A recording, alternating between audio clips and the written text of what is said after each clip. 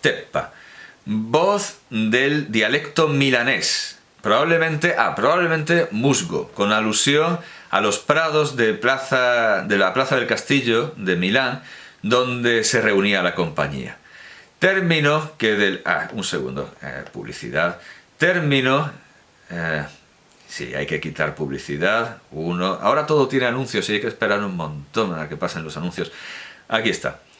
Término que del nombre de la compañía de la Teppa, sociedad de jovenzuelos y malvivientes milaneses dedicados a prepotencias e insolencias, que se había constituido alrededor de 1817 y que fue decapitada, o que fue tronchada, fue truncada por la policía en 1821, ha pasado al uso en toda Italia para indicar la mala vida de las grandes ciudades o un conjunto cualquiera de personas que hagan actos de violencia o de vandalismo. Bueno, pues esto es la Teppa en Italia, que viene de esta banda del Prado de la Plaza del Castillo de Milán, que se fundó en 1817 y que la policía acabó con ella en 1821. Pero en los mangas en italiano vamos a ver un montón de veces teppista, como efectivamente jovenzuelo que pertenece a una banda. Y muchas veces tienen el pelo teñido, pues como el gran profesor Onizuka, que es otro modelo de teppista. No sabría cómo traducirlo al italiano, pues al español, porque las bandas juveniles, vamos, sí son, no sé, gamberros de bandas juveniles, no lo sé, pero en Italia hay un nombre tan antiguo como ya vemos, como 1817. Y Midnight es un antiguo tepista, pues al igual que el gran profesor Onizuka y otros tantos. Ese pasado a veces vuelve a por él, y eso es mucho más interesante que la historia de Mari con muerte cerebral. Y como digo, Black Jack aparece al menos unas 2 veces. Pero es un personaje un poco distinto al de la serie de Black Jack, es más soberbio. Por supuesto, la niña esta que se ha hecho a base de un teratoma no está.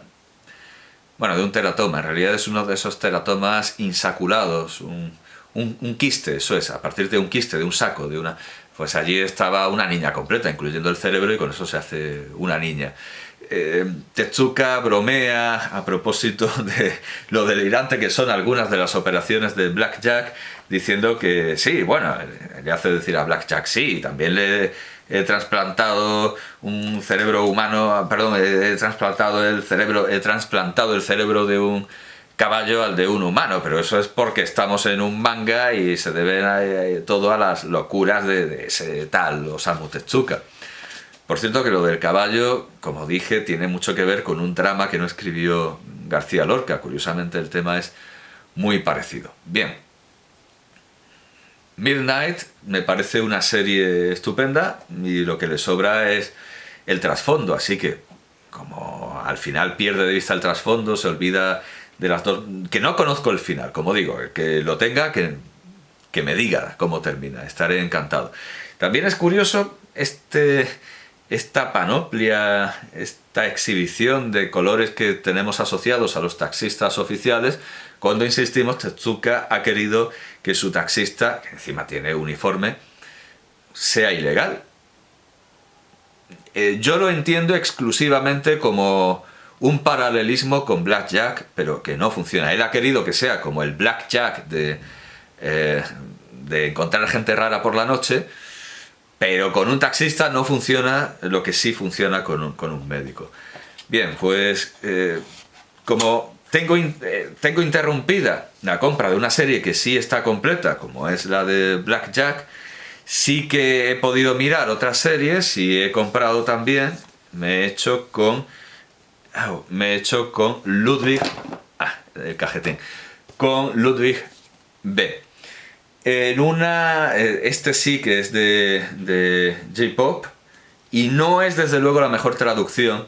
Hay muchos nombres del alemán que están mal transliterados, donde debería haber una Z hay una TS, y hay, por supuesto, no hay notas, faltan muchas cosas. O sea, está bien de precio, son 15 euros por la serie completa que está incompleta, porque la dejó incompleta. Esto iba a ser algo tan extenso como los tres Adolfs o como el Buda, iba camino de ser otro Buda, pero se quedó por la juventud, por la temprana juventud de Beethoven, o sea, no llegó muy lejos. La escena no debe llamarnos a engaño. Sí, es que hay una historia que ocurre en Japón. No, esto es una de las muchas licencias que se toma Tezuka en esta obra, donde mete a veces elementos modernos, elementos japoneses. Está paseando Beethoven por la calle y hay esta procesión japonesa, pero lo japonés no tiene presencia. Tiene presencia la ficción, hay personajes de ficción, y también hay, desde luego, elementos modernos, bromas. Se comen un sundae de chocolate, por ejemplo, y en una posada hay un pasaje muy interesante en el que el joven Beethoven habla de tener personalidad. Dice el joven Beethoven: quien tiene cuidado de sí y logra exprimir con fuerza su propia singularidad,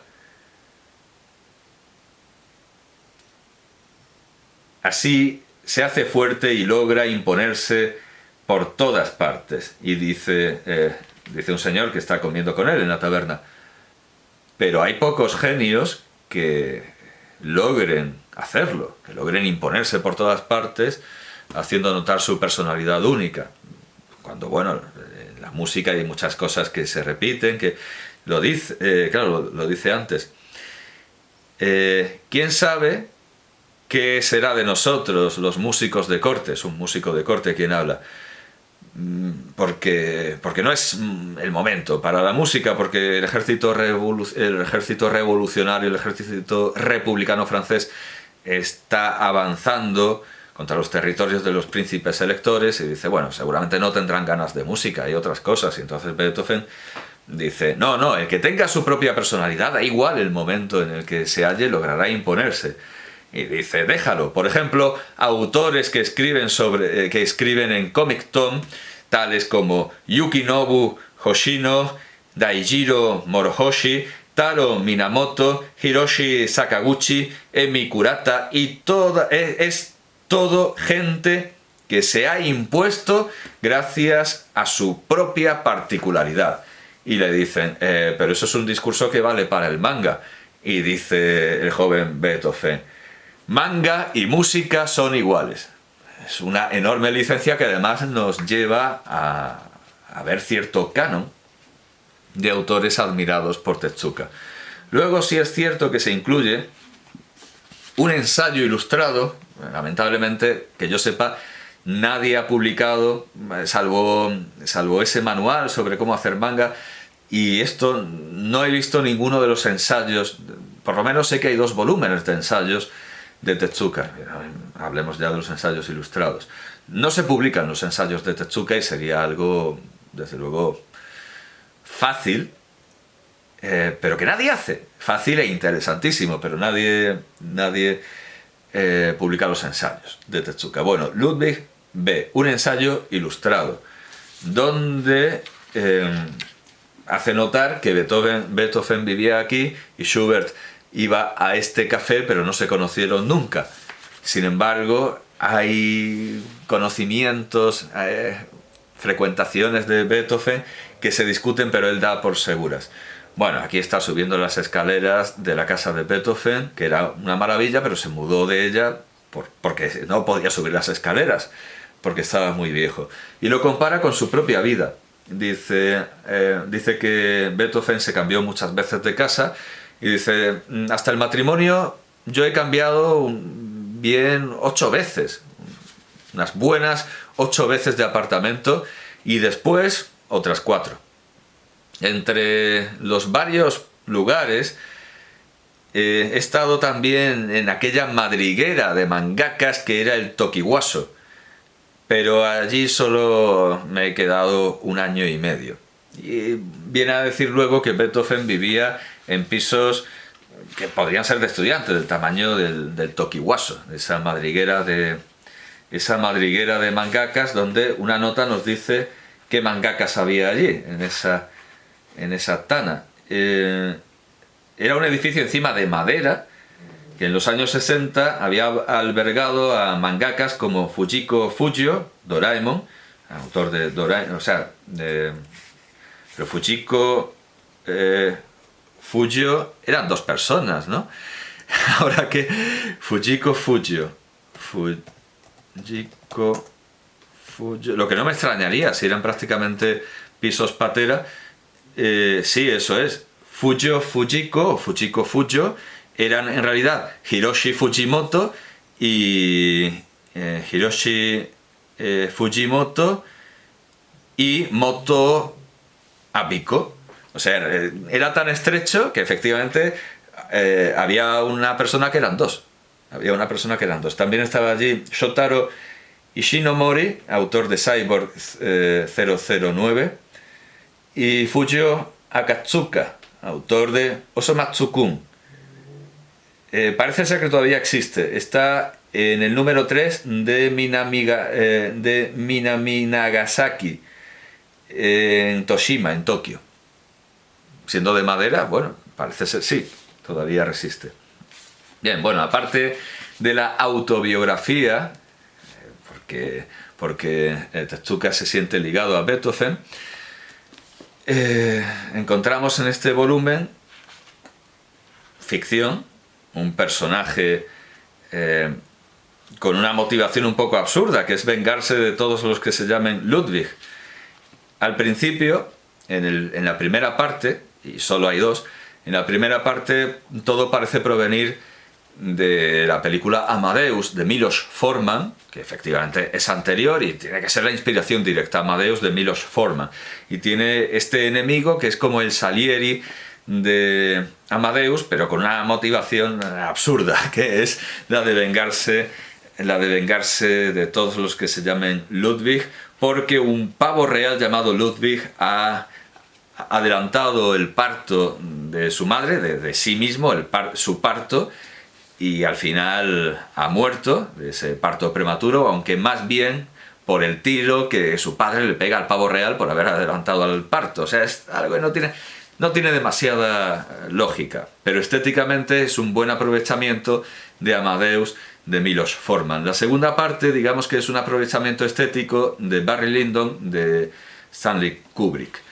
Y en cuanto a la narración, bueno, pues hay mucha ficción y hay mucha realidad, y hay hay realidad discutida, especialmente el encuentro que tiene Beethoven en el manga con Mozart, que evidentemente me ha hecho investigar, pero afortunadamente en Wikipedia hay un artículo dedicado a la relación de Mozart con Beethoven, que curiosamente en español está bien, pero está mucho más completo en inglés. Digo yo que podrían haberlo completado.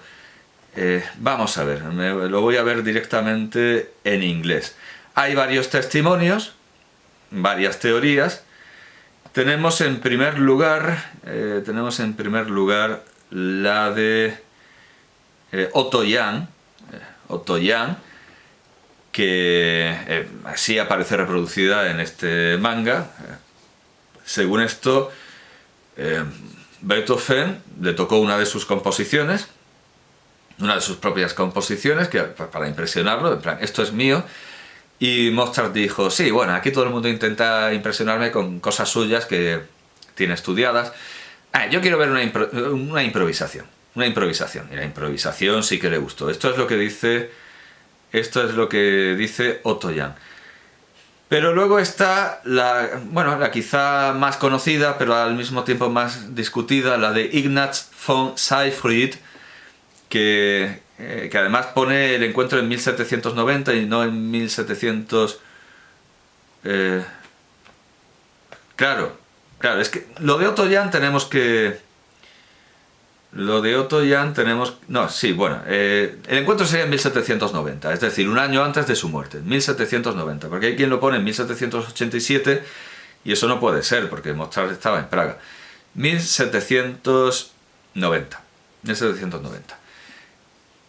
Bueno, pues lo que cuenta Ignaz von Seyfried, y esto está sacado de... parece ser que es un prólogo, es una edición de, de unos estudios de Beethoven de 1853, que parece ser que tienen un prólogo de Seyfried donde cuenta esta anécdota.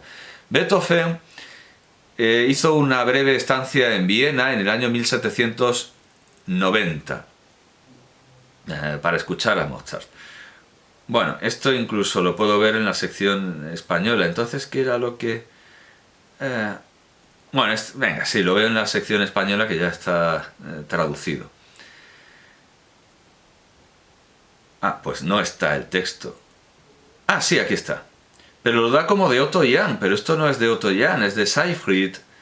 Y bueno, parece ser que Otto Jahn también cuenta lo mismo. Vale, pues ya está. Otto Jahn dice: Beethoven hizo su aparición en Viena como un prometedor joven músico en la primavera de 1787. Aquí está el problema, si estaba en Praga. Pero solo pudo permanecer allí un breve periodo.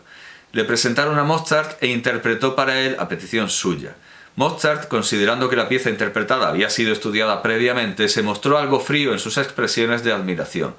Observando esto, Beethoven pidió interpretar un tema improvisado, e inspirado por la presencia del maestro que tanto reverenciaba, interpretó de manera que poco a poco fue captando la total atención de Mozart. Esto de que poco a poco capta la total atención lo pinta también Tetsuka, porque al final Mozart se despierta. Viene de juerga y se queda roque en el sillón, pero luego se despierta según va improvisando Beethoven. Observando esto, dice, bueno, se mostró algo frío en sus expresiones de admiración. Observando esto, Beethoven pidió interpretar un tema improvisado, eso es, que fue captando la total atención de Mozart. Y acallando a los presentes, dijo enfáticamente: recuerden su nombre, este joven hará hablar al mundo. Eso lo dijo a los presentes. Bueno, en Tetsuka está solo su mujer, pero bueno, es que da igual, porque también hay gente que dice que ese encuentro no se produjo nunca. Sin embargo, hay, claro, fuentes tardías que dicen que sí se produjo.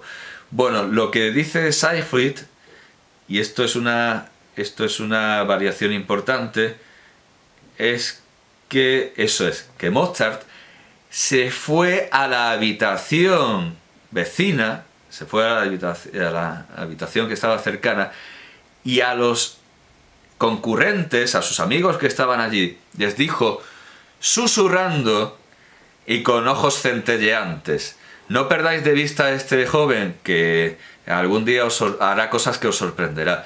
Es decir, esta anécdota viene a decir que Mozart no dijo nada, porque ¿quién estaba allí para oír eso? Tendría que ser algún amigo de esa habitación. Además, ¿qué manera de elogiar es esa? Lo dejo ahí solo, tocando, me voy a la otra habitación y digo en voz baja, para que no se oiga nada en la otra, que este joven llegará lejos, que este joven hará cosas que os sorprendan. Bien, es un volumen que desde luego invita a la investigación, e invita a ver qué es verdad y qué no, porque en muchas cosas la gente no se aclara y no lo tiene claro. También, y esto parece venir de la versión sin cortes de Milos Forman, porque Milos Forman sacó una película estupenda que era Amadeus, pero luego hizo un Amadeus Redux con lo que le había sobrado, y lo había cortado, y estaba muy bien cortado, porque realmente sobraba, como una escena en la que Mozart toca con unos perros que ladran, que rompe el espíritu musical de la película, y luego otra escena en la que la mujer de Mozart accede a acostarse con Salieri, y Salieri la humilla, y por eso esa actitud que tiene la mujer de Mozart con Salieri. Pues parece ser que haya bebido de esa versión original, porque aquí la mujer de Mozart es también bastante ligera de cascos y quiere acostarse con Beethoven. Y llega luego Mozart y dice: ¿qué estás haciendo con mi mujer? Todo esto está en la línea de la primera biografía de Mozart, esta que empezó a hacer un diplomático, pero al final se murió y no quedó tan bien la obra, no quedó tan bien la biografía, en la que la mujer de Mozart dijo: hombre, a ver, algunas cosas no se pueden poner, que es precisamente lo que, si conocía a Mozart, debió molestarlo, como el amor que tenía Mozart por los chistes escatológicos, por el lenguaje escatológico, en general por decir burradas. Era muy escatológico, y esto a lo mejor, aunque lo elogiara, aunque lo conociera y aunque lo elogiara, a Beethoven le tuvo que chocar, que Mozart amara tanto el humor escatológico y que hablara tanto de guarradas y además incluso en cartas a su padre.